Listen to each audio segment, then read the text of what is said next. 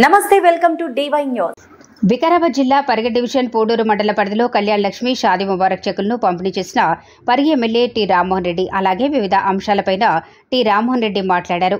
ఈ కార్యక్రమంలో పోడూరు మండల కాంగ్రెస్ పార్టీ అధికారులు, అనధికారులు, రెవెన్యూ డిపార్ట్మెంట్ వాళ్లు అందరూ పాల్గొని చెక్కులను పంపిణీ చేశారు.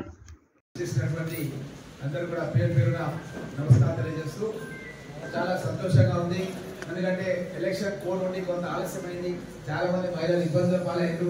ఎందుకంటే ఒకటైనా ఒకటి ఎలక్షన్ వచ్చింది. మీకు తెలుసు, మనకు ఎమ్మెల్సీ ఎలక్షన్ కోడ్ కూడా మన కొన్ని మండలాలు మహబూబ్ నగర్ అటాచ్ ఉంది.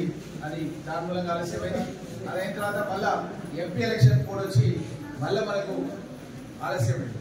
కాబట్టి మీరు కొద్దిగా ఓపిక పట్టిరు. మీకు అందరికీ ధన్యవాదాలు తెలియజేస్తూ, మీకు కాంగ్రెస్ ప్రభుత్వం ఇచ్చిన మాట నేను కూడా ఎక్కకపోయేది కాదు.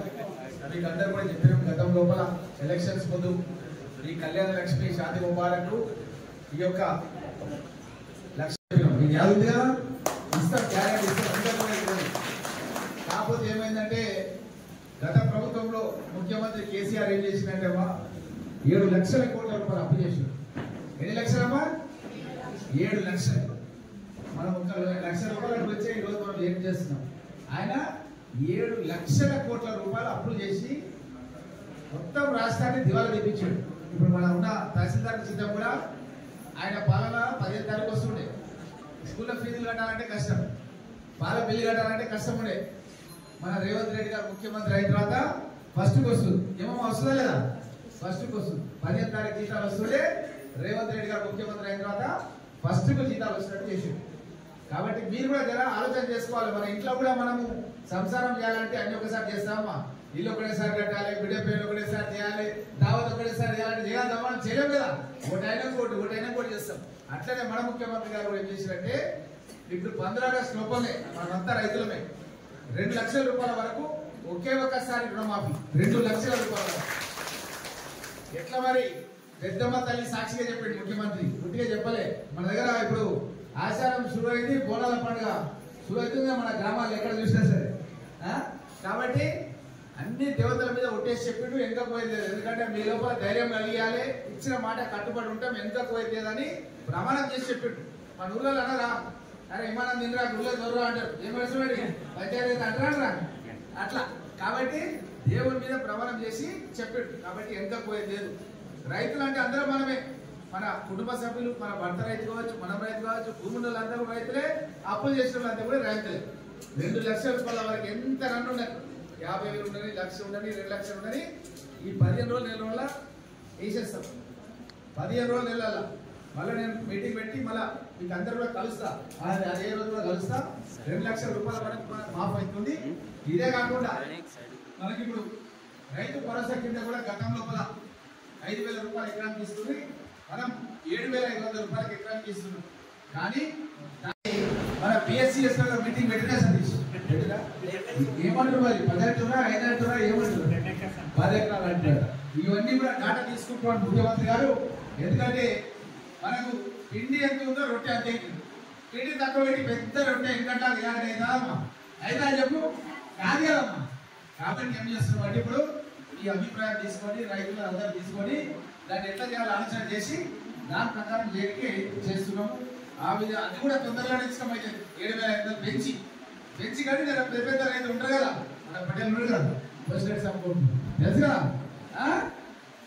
పటేళ్ళకి ఏంటంటే రంగనాథ్ రెడ్డి సార్ తెలుసు కదా మీకు. అయితే వాళ్ళ భూములు చాలా రోజు పటేళ్ళ వాళ్ళ దగ్గర 15 ఎకరాలకి 10 ఎకరాలకి ఇస్తే సరిపోతుంది. లేదంటే అప్పుడే 30 ఎకరాలు ఉండొచ్చు. 30 ఉన్నా ఇంకెక్కువ కదా. పిల్లగాడు ఎంత 40 ఉన్నది. కాబట్టి ఆయనకి ఏంటంటే 10 ఎకరాల వరకు ఇస్తే కూడా అడ్జస్ట్ అవుతుంది. కానీ ఇలా సన్నకారు చిన్నకారు రైతు ఉన్నారు ఇక తాజు వీళ్ళంతా బాబు ఎక్కడ 2 ఎకరాలు 3 ఎకరాలు అవి చూసినా 3 ఎకరాలు అసలు దగ్గర ఎక్కువ ఇచ్చేసి వీళ్ళకు 10 ఎకరాల వరకు ఇవ్వాలంటే ఆలోచన. ప్రజాభిప్రాయ సేకరణ ప్రాథమిక వ్యవసాయ సంఘాల్లో అక్కడెక్కడ మీటింగ్లు పెట్టి అధికారులు అందరూ తీసుకుంటున్నారు.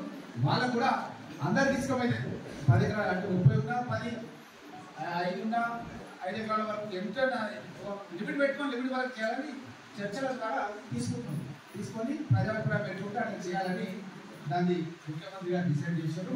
కాబట్టి ఎక్కడ కూడా వెనకకు పోయేది లేదమ్మా. ఇప్పుడు ఆల్రెడీ మీకు కరెంట్ బిల్ కట్టలేదు, మీరు చూస్తున్నారు మీ ఇళ్ళలో ఎవరు కూడా కరెంట్ బిల్ కట్టలేదు. ఇంతకుముందు ఎట్లుంటున్నా మా వాళ్ళు లైన్ మ్యాన్ కూడా ఎప్పుడు వస్తారో తెలియదు, వాడు కరెంట్ కట్ చేసిపోతారు, ఎవరో నైట్కి వచ్చి కట్ చేసిపోయారు. వీడియోలో ఇట్లా ఉన్నారు వాళ్ళు కరెంట్ లైన్ మ్యాన్, ఎవరు చెప్తే కూడా వినదాం.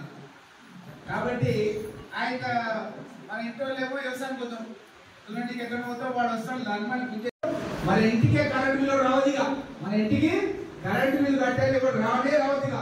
కాంగ్రెస్ గవర్నమెంట్ ఉన్నంత వరకు కరెంట్ బిల్లు ఇంటికి అడగము. బాగా మేము చెప్తున్నాం, జీరో బిల్ ఇస్తున్నాం.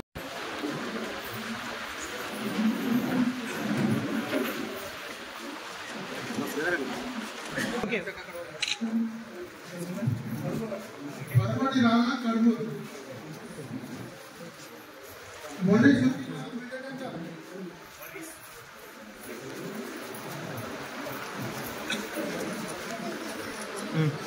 చూసినా మిట్టడంగా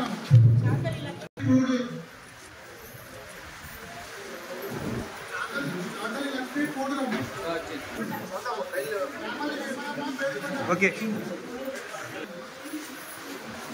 ఓకే మిర్జాపూర్ సగినాబాద్ పూడూరు